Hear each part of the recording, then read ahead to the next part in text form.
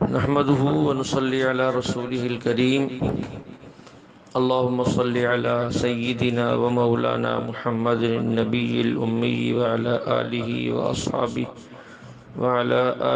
وأصحابه وبارك وسلم۔ میری معزز خواتین و حضرات، آج کا ہمارا درس سورۃ طٰہٰ سے شروع ہو رہا ہے۔ یہ سورت لفظ طٰہٰ سے شروع ہو رہی ہے اور طٰہٰ یہ حروف مقطعات میں سے ہے جس پر تفصیلی بحث پہلے گزر چکی۔ ویسے طٰہٰ یہ حضور صلی اللہ علیہ وسلم کے ناموں میں سے ایک نام بھی ہے۔ اس سورت کا شان نزول، اس کے اترنے کا سبب کیا ہے؟ حضور صلی اللہ علیہ وسلم پر مکہ مکرمہ میں جب قرآن مجید کا نزول شروع ہوا تو حضور علیہ السلام رات کو تہجد میں قرآن مجید کی تلاوت اتنی فرماتے کہ بسا اوقات رات بھر قیام کی وجہ سے آپ کی قدم مبارک پر ورم آ جاتا، جیسا کہ احادیث مبارکہ میں ہے حتی تورمت قدمہ، آپ علیہ السلام کے مبارک پاؤں سوج جاتے۔ تو مشرکین مکہ نے اس پر یہ کہنا شروع کر دیا کہ ان پر قرآن کیا اترا ہے، مصیبت اتر آئی ہے۔ اچھے بھلے رات کو سوتے تھے، اب پوری رات جاگتے ہیں۔ تو اللہ تعالیٰ نے اس پر یہ سورت اتاری، طٰہٰ اے میرے محبوب ما انزلنا علیک القرآن لتشقی، ہم نے آپ پر قرآن اس لیے نہیں اتارا کہ آپ مشقت میں مبتلا ہو جائیں اور مشقت میں پڑ جائیں، تمام رات بیدار رہیں، تلاوت کرتے رہیں، نہیں، اس کی ضرورت نہیں ہے۔ اور دوسرا فرمایا الا تذکرۃ لمن یخشی، کہ ان کو کیا پتہ مشقت کیا ہوتی ہے؟ یہ تو ظاہر میں دیکھتے ہیں نا کہ آپ علیہ السلام مشقت میں ہیں، کھڑے ہیں، پڑھ رہے ہیں، رو رہے ہیں، پاؤں مبارک سوج رہے ہیں، پوری رات قیام ہے، لیکن جو راحت دلی طور پہ ہم نے آپ کو دی ہے اس کا اندازہ یہ کافر نہیں کر سکتے، اس لیے یہ احمق اس بات پہ اعتراض کر رہے ہیں۔ اب اس بات کو اگر آپ مثال سے سمجھیں گے تو بات اچھی طرح واضح ہوگی کہ کافر سمجھ رہے ہیں کہ آپ مشقت میں ہیں اور آپ علیہ السلام کو لطف آ رہا ہے، قلبی اطمینان ہے، راحت ہے۔ دیکھیے گرمی کا موسم ہو، سخت گرمی، اور حاجی صاحبان نے اپنے سلے کپڑے اتار کر دو احرام کی چادریں پہنی ہوں، نہ سر پہ کپڑا، نہ تیل لگا سکتے ہیں، نہ خوشبو لگا سکتے ہیں، نہ بلا وجہ نہا سکتے ہیں، حتیٰ کہ جوئیں پڑ جائیں انہیں بھی سر سے نہیں نکال سکتے، کھلے میدان میں پڑے ہوئے ہیں۔ اب دیکھنے والے تو یہ کہیں گے کہ یہ شخص کتنی مصیبت میں ہے، یہ لوگ کتنی مصیبت میں پڑے ہوئے، لیکن آپ اس حاجی صاحب سے پوچھیں اس کو اس حالت میں کس قدر لطف آ رہا ہے، وہ کتنا خوش ہے، وہ اللہ کی اس عنایت پر کس قدر اللہ کے سامنے عاجزی سے جھکا ہوا ہے کہ اس رب کا کرم ہے جس نے اسے حج کے لیے قبول کیا، احرام پہنایا، مینا لایا، عرفات لایا، مزدلفہ لایا، بیت اللہ گھمایا، وہ کتنا خوش ہے، اسے کتنا لطف آ رہا ہے، جبکہ دیکھنے والے اسے مشقت سمجھتے ہیں۔ تو اللہ تعالیٰ یہی فرما رہے ہیں کہ ما انزلنا علیک القرآن لتشقی، اے محبوب ہم نے یہ قرآن اس لیے نہیں اتارا کہ آپ مشقت میں پڑ جائیں۔ اور پھر ان لوگوں کو تو پتہ ہی نہیں کہ مشقت ہوتی کیا ہے، یہ تو ظاہری مشقت کو دیکھتے ہیں، دلی راحت تو ان کو سمجھ میں ہی نہیں آ سکتی۔ پھر فرمایا الا تذکرۃ لمن یخشی، یہ قرآن تو نصیحت ہے، کن کے لیے؟ جو اللہ سے ڈرتے ہیں۔ یہ مشرکین نہ اللہ سے ڈرتے ہیں نہ اس قرآن کے قریب آتے ہیں، تو اس کو سمجھیں گے کیسے؟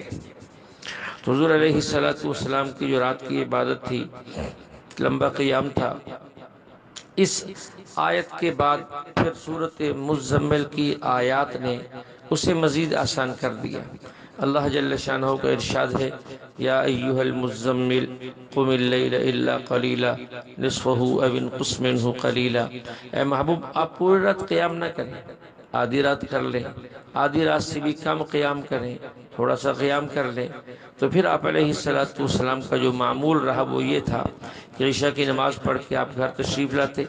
اگر کوئی مشورہ ہوتا حضرت ابو بکر، حضرت عمر رضی اللہ عنہما سے، انہیں بھی مشورے میں شریک کرتے، اور اگر کسی اور کو بلانا چاہتے کبھی ان سے بھی بلا لیتے، اور اس کے بعد گھر والوں کے ساتھ آپ آرام کرتے، اور رات کے آخری حصہ میں اٹھ کر اللہ کے سامنے قیام کرتے۔ تو ہمارے لیے بھی طریقہ وہی ہے جو حضور علیہ السلام کا ہے، اسی میں ہمارے لیے خیر ہے۔ بعض صحابہ کرام نے آگے بڑھنے کی کوشش کی۔ ایک حدیث کا مفہوم عرض کر رہا ہوں کہ 3 صحابہ حضور علیہ السلام کے گھر حاضر ہوئے، دروازہ کھٹکھٹایا، ازواج مطہرات میں سے جو بھی قریب آئیں ان سے پوچھا کہ آپ علیہ السلام کے معمولات زندگی کیا ہیں؟ تو انہیں بتایا گیا کہ آپ علیہ السلام رات کو قیام بھی کرتے ہیں، یعنی نماز بھی پڑھتے ہیں اور سوتے بھی ہیں، اور دن کے معمولات میں یہ ہے کہ آپ کبھی روزہ رکھتے ہیں اور کبھی نہیں بھی رکھتے، اور آپ علیہ السلام نکاح اور شادی بھی کرتے ہیں۔ تو ان صحابہ نے آپس میں مشورہ کیا کہ حضور علیہ السلام تو بہت بڑے آدمی ہیں، اللہ کے محبوب ہیں، سید الانبیاء ہیں، اور اس کائنات کے بننے کا سبب اور وجہ ہیں، ہم بہت چھوٹے لوگ ہیں، ہم آپ کا مقابلہ نہیں کر سکتے۔ اس لیے انہوں نے اپنی سوجھ بوجھ کے مطابق یہ فیصلہ کر لیا۔ ایک نے کہا کہ میں آج کے بعد ہمیشہ ساری رات اللہ کی بات کیا کروں گا، کبھی نہیں سوؤں گا۔ دوسرے نے کہا کہ آج سے میں ہمیشہ روزہ رکھوں گا، کبھی روزہ چھوڑوں گا نہیں۔ تیسرے نے کہا کہ میں آج کے بعد میں کبھی نکاح اور شادی ہی نہیں کروں گا۔ آپ علیہ السلام یہ بات سن رہے تھے اندر بیٹھے ہوئے، آپ فوراً باہر تشریف لائے اور ان سے فرمایا کیا کہہ رہے ہو؟ میں تمہاری نسبت اللہ سے زیادہ ڈرنے والا ہوں۔ میری حالت یہ ہے، میں روزہ بھی رکھتا ہوں، کبھی چھوڑتا بھی ہوں، رات کو نماز بھی پڑھتا ہوں، آرام بھی کرتا ہوں، شادی بھی کرتا ہوں، لہذا جو شخص میرے طریقے سے روح گردانی کرے گا وہ مجھ سے نہیں، یعنی وہ کرو جو میں کر رہا ہوں۔ کیا مطلب؟ اس بات اور اس حدیث کا خلاصہ یہ ہے، اصل زندگی وہ راہ اعتدال ہے، انسان کو اعتدال پہ رہنا چاہیے، اعتدال کے ساتھ زندگی بسر کرنی چاہیے کہ دیکھیں آپ نفل بھی پڑھیں، آپ آرام بھی کریں، روزہ رکھ بھی لیں، چھوڑ بھی دیں، تو اعتدال کی زندگی آسان ہوتی ہے، اس میں پریشانی نہیں ہوتی، بندہ ٹینشن کا شکار نہیں ہوتا۔ اسی طرح جو ہے اس کے بعد اللہ کا فرمان ہے تنزیلا ممن خلق الارض والسماوات العلی۔ یہ قرآن اس ذات کی طرف سے اتارا گیا جس نے زمین اور بلند و بالا آسمان پیدا کیے۔ پھر الرحمن علی العرش استوى، رحمان عرش پر مستوی ہوا۔ اس پر پہلے کافی لمبی چوڑی بحث گزر چکی ہے، کچھ یہاں بھی عرض کر دیں گے کہ جو کچھ آسمانوں میں ہے، جو کچھ زمینوں میں ہے، جو کچھ ان کے درمیان ہے، یہ سب اللہ کا ہے، اور جو کچھ زمین کی تہہ کے نیچے وہ بھی اللہ کا ہے۔ لوگ نہ آسمان کی بلندی کو معلوم کر سکتے ہیں اور نہ زمین کی تہہ کو معلوم کر سکتے ہیں۔ حضرت مولانا مفتی محمد شفیع صاحب رحمۃ اللہ علیہ معرف القرآن میں لکھتے ہیں یہاں پہ کہ لوگوں نے، سائنسدانوں نے تحقیقات شروع کی کہ زمین کے نیچے کیا ہے، اور نیچے جانے کی بڑی کوشش کی، 6 میل تک گئے، اس کے بعد ان کے آلات نے کام چھوڑ دیا۔ وہ کہتے ہیں اس کے نیچے مستقل ایک چٹان ہے جو ٹوٹتی نہیں ہے۔ اللہ فرماتے ہیں کہ اس کے نیچے کیا ہے تم تو یہ بھی نہیں جانتے، چٹان پہ تک گئے ہو، میں جانتا ہوں، میرا علم کا تمہیں اندازہ ہی نہیں ہے۔ اس لیے حدیث پاک کا مفہوم ہے، آپ علیہ السلام نے فرمایا لو انکم دلیتم بحبل الى الارض السفلی لہبط علی اللہ، اگر تم ایک ڈول رسی سے باندھ کر نیچے لٹکانا شروع کرو، لٹکاتے رہو لٹکاتے رہو لٹکاتے رہو لٹکاتے رہو، تمہاری دنیا کی رسیاں ختم ہو جائیں، مفہوم عرض کر رہا ہوں۔ تو رسی نچلی زمین یعنی تحت ثری تک جائے تو وہ بھی ایسا ہی ہوگا جیسے کہ اللہ پاک کے پاس پہنچ گئی، یعنی اللہ سے وہ رسی بھی دور نہ ہوگی جو 7 زمین تک چلی جائے گی۔ اس کے بعد اللہ کا ارشاد ہے وَإِن تَجْهَرْ بِالْقَوْلِ فَإِنَّهُ يَعْلَمُ السِّرَّ وَأَخْفَى، کہ اللہ کو بہت اونچا پکارنے کی ضرورت نہیں، اللہ تو ایسا بات بھی سنتے ہیں اور بہت مزید ایسا بھی سنتے ہیں۔ یہاں دو الفاظ استعمال ہوئے ہیں، ایک سر اور ایک جو ہے اخفا، یہ دو لفظ استعمال ہوئے ہیں۔ سر کا معنی پوشیدہ، اخفا کا معنی بہت پوشیدہ۔ مفسرین لکھتے ہیں دونوں میں فرق ہے۔ سر اس کو کہتے ہیں جو خیال بندے کے دل میں ہو، خیال، اور اخفا اسے کہتے ہیں جو خیال ابھی بندے کے دل میں آیا نہیں ہے لیکن آئے گا۔ مثلا اب ہم درس قرآن سن رہے ہیں، میں درس قرآن دے رہا ہوں، میرے دل میں خیال ہے کہ میں نے درس کے بعد کہاں جانا ہے، آپ کے دل میں خیال ہے کہ آپ نے درس سننے کے بعد کہاں جانا ہے، یہ خیال آپ کے دل میں ہے، یہ سر ہے، اللہ اس کو بھی جانتے ہیں۔ لیکن اس کے بعد ہمارے دل میں کیا خیال آئے گا کہ پھر ہم نے کیا کرنا ہے، پھر کل کو کیا کرنا ہے، پھر پرسوں کو کیا کرنا ہے، پھر مہینے اور سال کے بعد کیا کرنا ہے، یہ جو خیالات آئندہ آئیں گے اسے اخفا کہتے ہیں، اللہ اس کو بھی جانتے ہیں۔ جو خیال اب آ چکا اسے بھی جانتے ہیں، جو آئندہ آئیں گے اللہ اسے بھی جانتے ہیں۔ اس لیے الرحمن علی العرش استویٰ، اس پر کافی تفصیلی بات ہم نے کی تھی۔ اہل سنت والجماعت کا موقف پھر عرض کر دیتا ہوں اختصار کے ساتھ۔ ہمارا موقف یہ ہے کہ اللہ تعالیٰ کی ذات موجود بلا مکان ہے۔ اب موجود بلا مکان کو سمجھانے کے لیے کیا ترجمہ کیا جائے؟ یہی کیا جاتا ہے کہ اللہ تعالیٰ ہر جگہ موجود ہے، اللہ تعالیٰ جگہ سے بھی پاک ہے اور ہر جگہ پر بھی ہے۔ جیسے ہم اپنے اعتبار سے سمت گنتے ہیں، جہات گنتے ہیں کہ 6 جہات ہیں، مشرق یعنی ایک ہمارے سامنے ہے، ہمارے پیچھے ہے، ہمارے دائیں ہیں، ہمارے بائیں ہیں، نیچے ہے، اوپر ہے، یہ 6 جہات ہیں۔ تو اللہ تعالیٰ 6 کی 6 جہات کو محیط ہیں، احاطہ کیے ہوئے ہیں، لیکن خود اللہ تعالیٰ جہات سے پاک ہے۔ اللہ تعالیٰ کی صفات کے متعلق بعض باتیں ایسی ہیں اس کو اگر ہم سمجھانا بھی چاہیں تو ہر بندے کو نہیں سمجھائی جا سکتی، بلکہ عام طور پہ ہمارے عام عالم جو ہیں وہ بھی نہیں سمجھ پاتے، اب عام بیچاری کیا سمجھے گی؟ اس لیے کچھ باتیں ہم عرض کر دیتے ہیں۔ اللہ تعالیٰ ہر جگہ پر ہے، کیا مطلب؟ اللہ تعالیٰ ہر جگہ پر ہے، ہر جگہ سے مراد کہ اللہ تعالیٰ جگہ سے پاک ہے، اسے کہتے ہیں موجود بلا مکان۔ اللہ تعالیٰ کو اپنے وجود کے لیے کسی جگہ کو اختیار کرنے کی ضرورت نہیں۔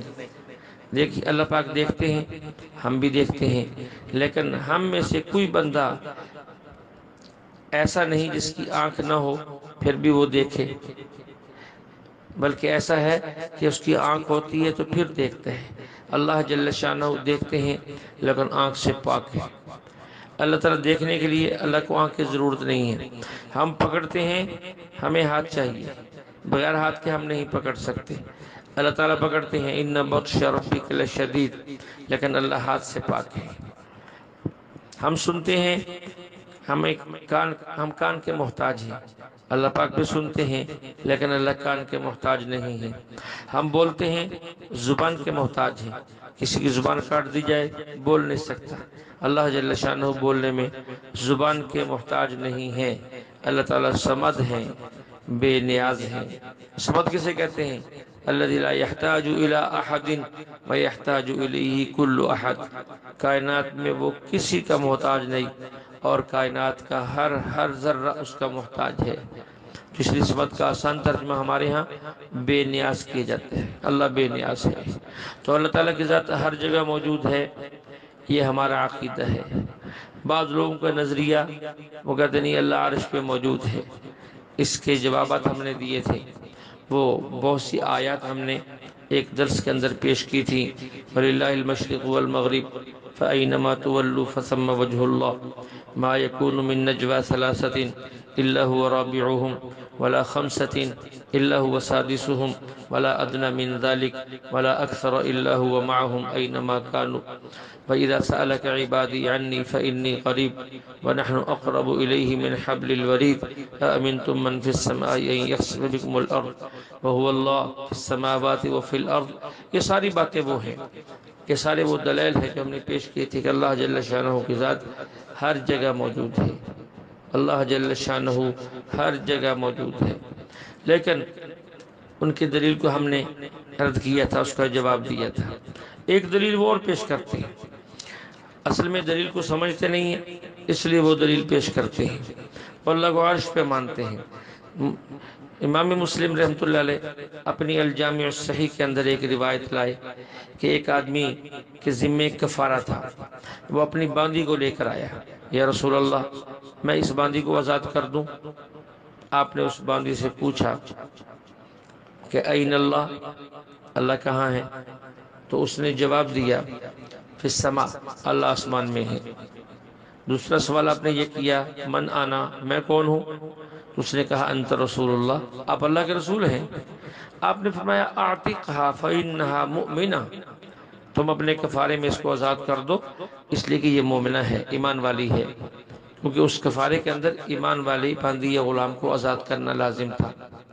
اب یہ لوگ اسے کہتے دیکھیں جی اللہ ہر جگہ پر نہیں، کیونکہ اس باندی نے یہ نہیں کہا کہ اللہ ہر جگہ ہے، اس نے کہا اللہ آسمان میں ہے. عجیب بات یہ ہے، ہم ان سے گزارش کرتے ہیں کہ یہ تو آپ کی دلیل بنتی نہیں ہے، آپ کے دعویٰ کے خلاف ہے. آپ کا دعویٰ یہ ہے کہ اللہ تعالیٰ عرش پر ہے اور باندی کہہ رہی ہے اللہ آسمان میں ہے.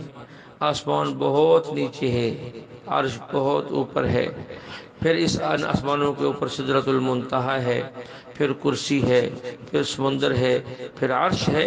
تمہارے دعوے کے مطابق یہ دلیل بنتی نہیں ہے، یہ تو ہماری دلیل بنتی ہے کہ اللہ ہر جگہ ہے اور ہر جگہ کے اندر آسمان بھی آتا ہے.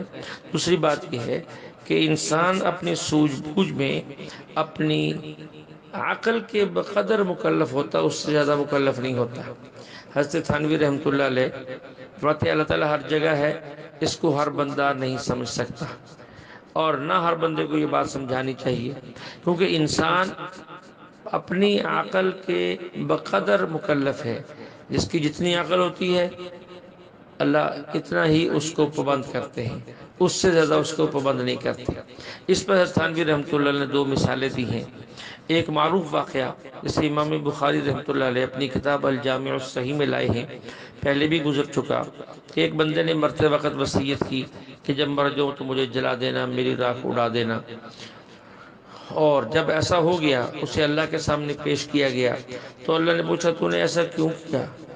اس نے عرض کیا من خشیتک، اے اللہ تیرے ڈر کی وجہ سے میں نے ایسا کیا کہ ایسا نہ ہو کہ میں تیرے سامنے پیش ہو جاؤں اور مجھے جو ہے تو سزا دے. تو اللہ تعالیٰ نے اب تھانوی رحمہ اللہ فرماتے ہیں کہ اس بندے کو تو کافر ہو جانا چاہیے تھا، کیونکہ یہ بندہ یہ عقیدہ رکھتا ہے کہ میرا جسم ہوگا تو اللہ عذاب دے گا، اگر جسم نہیں ہوگا تو اللہ عذاب دینے پہ قادر ہی نہیں ہے. کیا اللہ عذاب دینے کے لیے جسم کے پابند ہے؟ جسم سالم ہو تو بھی عذاب ہوگا، جسم سالم نہ ہو تو بھی اللہ عذاب دے سکتے ہیں. اب اس بندے کو تو کافر ہو جانا چاہیے، لیکن اس نے جواب میں کہا یا اللہ تیرے ڈر کی وجہ سے میں نے ایسا کیا. اللہ نے اسے معاف کر دیا، کیونکہ اس نے جو بات کی، جو عمل کیا، وہ اپنی عقل کے بقدر کیا. وہ یہ سمجھتا تھا کہ جسم ہوگا تو اللہ عذاب دیتے ہیں، اگر جسم نہ ہوتا تو اللہ عذاب نہیں دے سکتے. تو پیچھے اس کی جو نیت تھی وہ کچھ اور تھی. دوسری مثال حضرت نے فرمایا کہ ایک مولوی صاحب دیہات کے تھے، وہ بیان کر رہے تھے. دیہات کی مثالیں اپنی ہوتی ہیں اور شہر کے لوگوں کی مثالیں اپنی ہوتی ہیں. حالانکہ بعض الفاظ ایسے ہوتے ہیں کہ اس پر اشکال ہوتا ہے اور بعض الفاظ ایسے اس پر اشکال نہیں ہو سکتا. ایک مولوی صاحب دیہات کے اندر بیان کر رہے تھے اور اللہ تعالیٰ کی صفات بیان کر کے اللہ کیسے ہے. ایک تو یہ ہے کہ یوں کہا جائے کہ اللہ تعالیٰ جو ہے وہ کیا کہتے ہیں اللہ ہاتھ سے پاک ہیں، اللہ کان سے پاک ہیں، ایک انداز تھا.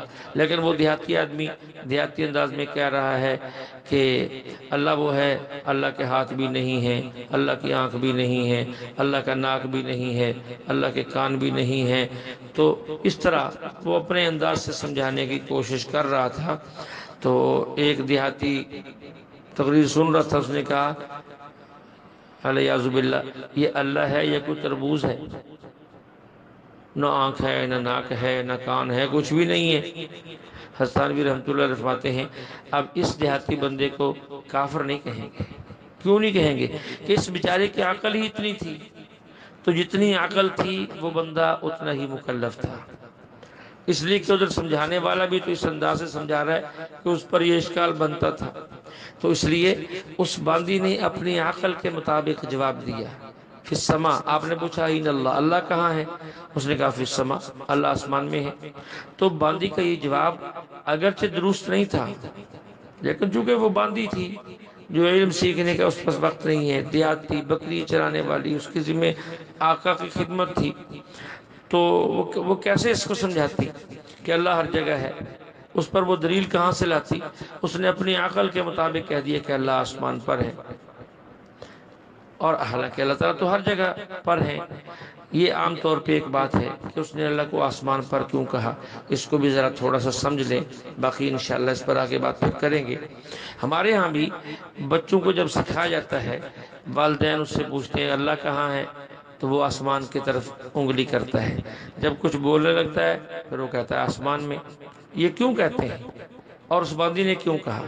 جیسے میں نے شروع میں عرض کیا کہ 6 سمتیں ہیں، 6 جہات ہیں، دائیں بائیں، آگے پیچھے، نیچے اوپر۔